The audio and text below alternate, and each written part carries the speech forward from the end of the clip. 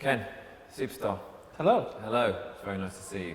Thank you for, being part of this feature as well. My pleasure. It's taken a while to put it all together, but your involvement has been amazing, so thank you. Let's start with when you joined the army, I guess. When was that? Oh, seems a long time ago now. I joined in June 1991. I was 19 years old at the time. Okay, wow. Why did you join the army? My father had been in the army before, and although I was very young when he left, I just always felt that compulsion to serve, to provide a service, and that feeling of pride that he always seemed to have. Yeah. Did you go into the army to fulfill a specific role? I know you ended up having a very specific role, but... Yeah. I originally wanted to fly helicopters, right. So I went to join, and the sergeant there said, well, to fly helicopters you need to be a sergeant. The quickest way to sergeant at the moment is as an ammunition technician. And then he explained what the job involved, and I thought, okay, then yeah, I'll go down that route. And once I'd actually started my ammunition technician training and really got involved with it and started to work, all thoughts of flying went out the window, and I thoroughly enjoyed the job, and that's what I wanted to do from then on in. That's great. Can you just kind of talk me through what that job is exactly, just for the people that don't understand? It's quite a big job, and it's unique to the armed forces. We use a lot of ammunition, explosives as part and parcel of the work throughout the army and throughout all the armed forces. And my job is, in a nutshell, is to make sure that it goes bang when it's meant to go bang, and it doesn't go bang when it's not meant to go bang. It's probably the easiest way. So we're there for explosives. Our primary aim is explosive safety. So whether it's in storage, whether it's in transit, and then to deal with the ammunition when it becomes unsafe. So we destroy it as well. We learn techniques for actually destroying the unsafe ammunition. And is part of that also dealing with bomb scares and things like that? Yes, it does. So it transitions from taking our ammunition out of stock that's unsafe and dealing with that, taking it to a demolition ground and destroying it. And then, because we learn how ammunition works and how it functions, we deal with what we call stray ammunition. So your hand grenade that's been on your granddad's mantelpiece for 30 or 40 years that actually turns out to be a live hand grenade. We'll take that out and we'll take it somewhere safe and we'll destroy that. And then that leads on to improvised explosive devices. The very first improvised explosive devices actually use munition. So it might be a bit of string tied to the pin on a hand grenade, tied to a door or something like that. When someone opened the door, the pin would pull out. Terrorists and the criminals developed the improvised explosive devices from there, and we grew up with that, and throughout the years of improvised explosive devices, that's what we've done throughout Cyprus and Hong Kong, through the years of Northern Ireland and so on and so forth. That's right. So you before you even get to serving in Afghanistan, you'd had a long career in the army anyway, yes, and that had taken you to Ireland. Yes. The troubles. Yes. I served in Northern Ireland. I did 3 tours of Northern Ireland, the first in 1994 when the troubles were on, through some quiet times when the ceasefires were on, and then through towards what was then towards the end of Operation Banner, which was the British Army's operation to support the RUC in Northern Ireland. What's the road to Afghanistan, I guess? When did you get deployed out there? I was deployed out there on July the 17th, 2009. Right. It seems like an odd question to ask, but how much did you know about the enemy you were facing out there? In terms of the tactics, techniques, and their procedures, I knew quite a lot. That's part of understanding and part of the bomb disposal. It's learning the devices, learning the ways they attack us, and then from there we can learn our render safe procedures and make the devices safe on the ground. So we knew quite a lot in theory. What we didn't have was what we call ground truth. We didn't know what reality was like on the ground, and that was probably the hardest bit when we deployed to Afghanistan. What did it feel like to start to learn a bit about that ground truth then, that kind of reality of, I guess, the sophistication of devices they were using, the number of devices that had been planted? Yeah. Was that a big learning? The number was the big learning curve. In Northern Ireland, you might get a live device. If you're in Belfast, you might get 3 or 4 call-outs a day. You might get 3 or 4 devices a week. In other detachments, you might get called out once a week and get a device once a month. In Afghanistan, almost every time you're called out, there's a device there. and there are several devices that you have to deal with, and you have to deal with them very, very quickly, because you can come under attack, and there's quite often where I've been dealing with a device and we've suddenly come under attack. That's right. And you have to then, you know, decide what you're going to do there and then, how you're going to get yourself in a safe position, and also deal with this device. It's obstructing not just your way, it's obstructing everyone else's way, and it effectively has people pinned down because it's an obstruction. What was it like when you were out there then, you know, trying to, you know, to feed all this information about the, you know, the kind of ground truth that you're learning out there? I guess there's one part of you which is, wow, I'm learning a lot, and this is what this is what my career is about. This is what my job is about. But also, you're in a conflict situation, and presumably it's pretty scary. Yeah, very much so. I mean, you never ever stop learning whatever you do. You know, you go away, you do this course, you pass the course, you're immensely proud, and you think, oh, I'm great. And then you just get knocked down a peg or two and go, right, this is a reality. Fortunately, we're quite a small, tight-knit trade. I got over there, I had good friends who'd been over there for a few months, and they took me through the learning curve, and the things to look out for helped me get my eye in with the ground and improving my searching technique. And I was also very fortunate, there was one of the major operations going on over there. We know it as Panther's Claw. It made a big splash in the papers at the time. And when I arrived over there, Panther's Claw was mid-flow. So I had actually 2 weeks. I was very, very lucky. I had 2 weeks before I went on the ground.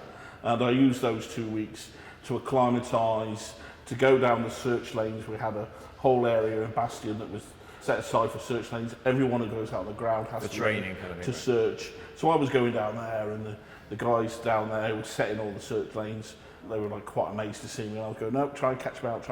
And that was a little bit of a competition between me and them, and sometimes, yeah, they did catch me out, but I learned from that. Eventually it came to a point where I was sent out my first operation. Tell me, if you want to, tell me a bit about that day you were injured, about what happened. The day I was injured was a day like any other. It was November 2009, so I'd been there a number of months. I dealt with numerous call-outs, and I'd rendered safe probably about 60 devices by then. I was confident but not complacent. That's one thing that we certainly guard against. We're constantly going over in our heads our drills, our procedures, and making sure that we're not going to make a mistake, make repetition, and fall into our own kind of trap. I got a call. I was in what they call Fob Price, which was the Danish portion. It was on the edge of the green zone in Afghanistan. So the River Helmand has a vegetation area outside it called the green zone, which is primarily the Taliban's area where they operate from. A very, very dangerous area, very difficult for us to operate in. Yeah. We got tasked to 6 IDs that had been seeded along a regular patrol path. One of the local farmers had gone up the hill to the patrol base and told the call sign up there that the Taliban had been in the night and seen these IDs. They came down to the patrol, found the first ID, marked it, came back, called me in. We went in with our team, worked our way down, crossed over this river, and I dealt with the first ID. Quite something I dealt with many, many times before, quite straightforward to deal with, but again, didn't take it with complacency. Made sure it was safe. Why am I being called in there? Am I being targeted? Am my team being targeted? What is this area? You know, and I had other concerns. I thought actually we were going to get attacked. I was going to deal with this first ID, and the way the ground was set out, I was more worried about the attack than the actual dealing with the ID. Right, or other devices that might be there. Yeah, well, but I was worried about the attack from the Taliban because we had the river. Further, we had this little stone bridge that we crossed, and then we moved down the track. And the further we moved down the track, the harder it would have been to get back to safety. So we'd effectively been trapped by the river. The track was very narrow, so we had a lead searcher go ahead with a Valen, the metal detector. Metal detector, right? Yeah. So he went ahead and he found a second device. So I went forward. I was a couple of metres behind him. I went and had a quick look. Yeah, happy with that. I know where that is now. Let's get back to a safe place. So I needed everyone to get back to a safe area where I could work, get down to that device and deal with it. And I'm quite confident we've got ourselves into this area, we've done everything right so far. And as the guys, I wanted to put them in this field, but that field needs searching before we can put the guys in there. It's belt and braces, it's safe. So the lead searcher's going in there and he's already searching because he's got his kit out. The other searchers are just coming up, they're starting to get their kit out. And the search team commander who stood next to me, he took about 2 steps forward, so he was about a metre and a half away from me. And he just said, I'm stuck. And I started laughing at him because I thought he'd put his foot down a rabbit hole and things like that. And then as I stepped forward to help him out, I could see that it wasn't a rabbit hole. His feet were stuck in. His feet were stuck in together, and it had straight lines. And I knew then that was a man-made hole. There's only one reason why you dig a man-made hole on it in a track in Afghanistan, and that's to place an ID. So I knew instinctively then that was an IED. So your colleague, just to kind of summarise it, in front of you, had stepped on an IED. Yeah, and it hadn't functioned. And he was stuck in the hole. Yeah. Right. Yeah. So I had a number of choices. I had two choices there. I could try and render this safe, as it was then, or I could just leave it in there. Right. The second option is not really an option. We don't do that. My job is to render safe IEDs, and I can't just go, I can't deal with that one. Can you get someone else in? There is no one else. Yeah. That's my job. I got hold of him to stabilise him because I don't want him to move. Get my feet, and I start dragging around outside. I'm just looking for a wire. I'm just looking for a cable that goes off to maybe a power source. If I can cut that power source, then I can make it a little safer, and then maybe get him out of there, get us safe distance, and I can come back and deal with it more effectively. There was nothing there. Everything, I surmised from that everything we had was under his feet. Right. So not good, I guess. Not very, very bad. We've now got this very angry bomb. We've altered its state, and suddenly we've got time against us. That's the big worry. How long have we got? So again, the choices are get out of there, take him with us. And I just decided there and then that I wasn't going to leave him, that was going to help him. And it was a 50-50 whether this device functioned or it didn't function. In my head, it was never going to function because that's the decision I've made. This was never going to function because I'm going to get this guy out of there. Yeah. Just as I started to lift him, grabbed him under the elbows, just started to try and lift him up, that's when the device functioned. So I don't know whether it just took that opportunity to function then, whether it was a slight movement or what. Wow. And there was just this almighty blast. Threw me in the air, and I was fully conscious. And I just remember thinking, this is going to hurt when I land. Everything went into slow motion, almost like you see in Hollywood, where you see the films and everything goes in slow motion. Time really slowed down. There was an almighty blast, and then a short, sharp tone coming from the explosion. And then I landed on my back. I had my eyes shut tightly. My hands were up in the air like this, and then I was scared because I was on my own. I could sense no one around me, and I was just really, really scared because I was on my own and I couldn't do anything myself. And all I could shout was, I'm still here, I'm still here. Eventually someone got to me and my helmet had slipped and was choking me. So I get my helmet off. And then I got my helmet off, and then he was very, very quiet. And I thought, he's gone into shock. And one of the ways we deal with shock is we reassure the person. So I was saying, don't worry, everything will be all right. And he must have looked at me and thought, you ain't going to be all right. So you were reassuring the person that had come to reassure you, presumably? Yeah. Wow. Yeah. So he was just looking at me and said, we're going to be all right. And then I kept blacking in and out. And every so often they go, Kenny, you're still there? Yeah, I'm still in. That's all I could say, I'm still here. They eventually got me up the hill. And I remember the helicopter. I remember the heat from the helicopter, and then someone took hold of my head and said, we've got you now. And then I blacked out. Right. I don't know whether that was my body saying, okay, you can let go now, or whether they just injected me with something. And then the next thing I remember was waking up in Selly Hospital, being wheeled down the ward, and I could see my dad beside me, and I was propped up in this bed, and that was it. And I'd been in a coma for 5 weeks. Wow. I mean, an incredible story, and what an unbelievable feat that you've survived that anyway. To go back just when you're on the ground there, you've got 2 kids, haven't you? You had 2 kids when that happened. Is that right? Yeah. Did all that stuff? Were you thinking about your family? No, it was just the there and now. Right. What is happening there and now? Deal with this. Yeah, minute there by minute. And now. The way I was able to do the job was, I love my family extremely, but they were always at the back of my mind. To do the job, they always placed in a place at the back of my mind, and I concentrate on the here and now, and that was it. So at that very point in time, how do we deal with? We're in a situation now. How do we deal with this now? And that is kind of like the first time in my life I've had absolute total reliance on other people. Right. I could do nothing myself. I had total reliance on other people. and that was quite scary actually. When did you become aware of the extent of your injuries then? Was that on the ground? Did you have a flicker of that? I kind of like knew about my legs. I knew my legs had gone. I'd seen so many blasts before. I knew my legs had gone, didn't know the extent. Didn't know the damage to my hands. Okay. And I didn't know the damage to anything else. Sure. I had absolutely no pain whatsoever. Couldn't feel anything. And apart from having the breath knocked out of me when I landed, I actually felt quite comfortable. So it was quite strange. The first time I became aware of my injuries was there was a nurse, an RAF nurse, who was looking after me. We're good friends now, Ailey, and he was looking after me, and he looked after me for a couple of days. One day I just said to him, "Eddie, what are all my injuries?" And we've since talked about that, and he said that is one of the worst days he's ever had when I asked him that, because he just didn't know how to approach it. And he went through the lot, and he told me about my hands, and I'd lost both thumbs, and told me the damage on my hands.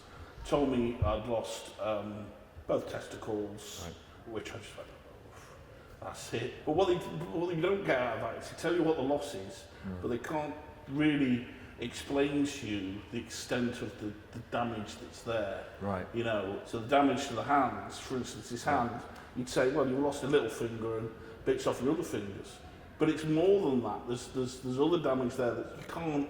Internal damage, nerve damage, and muscle, like, and you can't really get that across. No. Same as the genitals. Yes, I lost both testicles, right. but there was other damage there as well, Right. that you couldn't explain. So my urethra had snapped, and my penis. There was scar tissue, soft tissue damage as well, which you just don't get across. And you know, at the time, I couldn't really examine myself. I was wrapped up in bandages up to here. My pelvis had broken open and was shattered, so I had this big metal cage on. And not only that, you're sky high on drugs anyway, so you're not really thinking about that. So. That process of trying to understand, you know, you're right, you could say, well, you've lost both legs, or you've lost both your thumbs, but that process of trying to understand really the extent of those injuries, how long does that take? I mean, it must take years, is it? Or the injuries that anyone had, the ones that are easy to accept, right, you've lost both legs, you've lost both thumbs, you lost your testicles. Straight away I can accept that, right, that's part of what I did, that's the risk I took. Yeah. And I'm just happy to be alive. For the moment I was awake, I was just happy to be alive. Yeah. And that's the way I've treated life. As I was told things, and I realised the extent of my injuries and scar tissue and scars and the soft tissue damage, I kind of like accepted that as it is. Yeah. But what I can't accept is any more change. For instance, my right stump, I wouldn't like it when they tried to shorten that. If they had to shorten that for any reason, that would upset me greatly. I've already accepted that loss. Yeah. And I don't want to have any more loss. Sure. You know, if I was to lose the finger on this hand, I know that it would be devastating to me, even though I've already had this damage already. Right. It sounds strange, but I accepted it, part and parcel of the job. Now, it's about preserving what I've got. Thinking about that, about preservation and kind of, I guess, dealing with what you have, how, in terms of when you could choose or have your genitals reconstructed, were you given that choice of do you want this to happen? It was difficult because I still had a penis, but the urethra was snapped. So the first thing was I had a suprapubic catheter, and that was very restrictive. Yeah. It gave me a lot of bladder spasms, a lot of pain, and was really life limiting in terms of what I could and couldn't do. Any movement whatsoever. So I'd sit there long days in a bed or in a chair and not do anything. And then when he fixed that, that was a big thing for me. So that meant you could pee? Yeah, I could move about, I could pee. And right. at the time I also had a stoma bag so I could poo as well. Yeah. And eventually that went as well. So now I'm a bloke, I don't have any pipes or tubes or bags or anything like that. And as I say to people now, I'm just a bloke with no legs and dodgy hands. Yeah. That's the way I am, and I feel very fortunate that I'm like that. The genital reconstruction, and we talked about it, and he said, we've already got a working penis, as far as what it's meant to be there for primarily. Yeah. Pipe to pee with. Yeah. So we're not going to go and change that. And then we just looked at the scar tissue. He's tried a few operations to deal with the scar tissue, and then that's it. So my main thing, difficulty is in getting an erection. Yeah. So there are drugs out there, there are pipes and tubes and different things like that. And we've tried and we've discussed these different methods. But at the moment, I just want to rest from everything and try a bit of getting on with life, and then maybe go back and revisit these things, maybe as things have improved. You know, it's really interesting to talk to someone who's already had a career and was, I guess, by army standards, you weren't old in terms of when you went out to Afghanistan, but there were kids going out there that were really young, pretty much just become adults, and having really severe injuries as well. You know, what was it like, I guess, when you were in the wards or whatever, and you could see those young men? How did their morale compare to yours? Do they look at you? I mean, you seem really someone who's very positive anyway, and very and happy to be alive and to get on with what you've got. But could you see that? I guess some of the younger men were finding it much harder because they just thought they're basically, although obviously your injuries were significant, these are 18, 19-year-old boys that have had this happen to them, and how do they get through it? Well, that's one of the ways I was able to get through it, because I was able to put my life in perspective. I had a good marriage, I'd had a good sex life before the injury, and I had 2 children and things like that. So I'd already had that. So the worst I was going to get is miss it, rather than not have it at all. Certainly young lads who have genital injuries, soldiers who are 19, 20 years old, they might be able to laugh their way through it, be positive their way through it, but what happens when they're 30 years old and people around them are having young families? What happens when they're 40 years old and people are so proud because their kids have passed their A-levels and are going to university?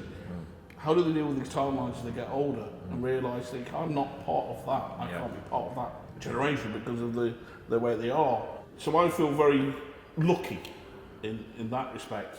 I think one of the problems is that I think when we're in hospital, we do a lot of us put on a brave face. We do try and be positive. We can be quite funny and have very, very black humour when we're all together. And the same when we're in rehabilitation at Headley Court. What amazed me was, I was quite a lot older than a lot of people, quite senior. I'm a warrant officer. I expected I would have to lead by example. And what I saw was these guys getting up on their prosthetic legs, pushing themselves, working hard. And I was actually following their example. And it's very humbling to see that. And you always feel like you want to do something for each other. You want someone's life to be better, and you never complain about your own injuries, because you would always see someone and you go, I'm glad I've not got his injuries. So you feel, we all, I think, feel that way, positive and comfortable within our own injuries that we have. We've talked a little bit before about whether there should be a bit more focus in terms of whether it be psychological or rehabilitation about people with genital injuries, and whether they need to talk about a bit more in that environment. Do you think that would help? Do you think that would be good? Yeah, I think that people are a bit more open, and it's a difficult subject to broach, especially if you're a young person. You don't want to talk about the fact that you've lost what essentially makes you a man, let alone go to a stranger and say, right, this has happened to me, but I still want to enjoy myself with a woman or with a man, whatever your choice is. Can you help me? Can you teach me different ways? Can you point me in the right direction? Because all I know is birds and bees from what I learned at school, because that's all it was. It was very focused, very stiff upper lip, and we don't talk about anything outside of this little focus that we've got here. We need to develop that further and have proper professional people to discuss and help, and not make it embarrassing and stigmatised. We've spoken a bit before about how the army is changing within, and you mentioned that stiff upper lip thing. Is the army changing within? I know you're shortly leaving the army, but is it changing inside? I think it slowly changes. If you talk to any generation in the army, I'm of the last generation. I've just been I'm a generational change because I'm leaving, so that's my generation done. If you talk to my dad's generation, he joined in 1955 and left in 1977. It was harder. They did things harder, and it made more of a man and things like that. And you maybe look at mine and go, "Oh, you have it softer, you do." But we went to Afghanistan. We did the hard things. We did every time the army is called upon, any time the armed forces is called upon, they do what they're required to do, whatever the generation. So it's not getting softer. It just has to change with the time. It needs people in there. It's still a good career choice. Would I do the same again? No, what happened to me? The only thing I'd want to change is the pain that it's caused my family. Right. But I'm very proud of what I did. I loved what I did. And yes, I would do it again, apart from that bit of pain. So I would recommend it to anyone. It is hard. It's not meant to be easy. It needs to be difficult, because what you go and do eventually is difficult. So, but we need everyone to give a try, because it doesn't matter whether you're black, yellow, Asian, whether you're homosexual, whatever your gender is. If you can go there and you can do them tests and you can do that job, none of that really matters. It's about your ability to provide and fit in as a small cog within the whole machinery. I wanted to ask you, and you can answer it or not, I guess. Do you ever at all think back to that day and ever think that you would do anything differently? Often I think back to that day and I often wonder about things I could have done differently, and it's been very, very difficult for me. I mean, people have accused me of murder, people have accused me of being inadequate and poor at my job and things like this, and that is quite difficult. You don't get to be a high threat operator on a whim. It's a very, very difficult course to pass. And I also know within my own trade, one of the things is it's instinctive to feel that someone has done something wrong, because if someone does genuinely get caught out and they've done everything right, then how are you going to survive the next bomb? So you have to feel it's instinctive to say, yeah, they did that wrong and I won't do that. And I bet a lot of that's gone on, although I haven't heard it. A couple of years ago, I talked to a very senior and very, very, very respected operator who'd spent a lot of time in Northern Ireland, dealt with some very sophisticated tasks in Northern Ireland. And I explained what I did to a group, and him especially, and he turned around and said, that's the impossible task. Whatever you did wasn't going to work. Right. What happened was always going to happen. Yeah. And you had no choices there at the end of the day. You couldn't render that device safe, and that's ultimately what they're for, rendering the device safe, and we couldn't do it. The only thing I could have done is left him there, and all right, I might have only limbs, but what mental state would I have been in? I'd have had difficulty living with that for the rest of my life. Yeah. I'm comfortable with what happened. I tried to save the guy, and at the end of the day, it's no one's fault apart from the Taliban who put the device there. That's what it was. We were at war. They won that time.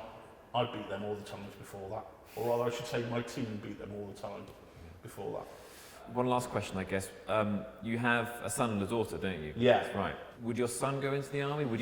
He did talk about it. He did talk about joining the Royal Marines. What did you think about Well, I mean, I'm amazingly proud. Straight away, I'm amazingly proud. But the problem is that family's been through a lot. And Chris, my wife, she was there when I was in the coma, and they only gave me a small chance of survival. And those minutes must have seemed like hours, and so on and so forth. Wherever he was, wherever he went, if he did that job, she would always be worrying. And I would always be worrying as well, because you can't say to her, don't worry, it can't happen, because it has happened. So he's changed his mind now. He's just decided he just wants to be rich. Okay. So that's the avenue he's going down, and I wish him the best of luck in that avenue. Wow. Okay. Fantastic. Ken, thank you so much for talking to me. It's an incredible story, and it's been an honour to have you part of the speech. So thank you.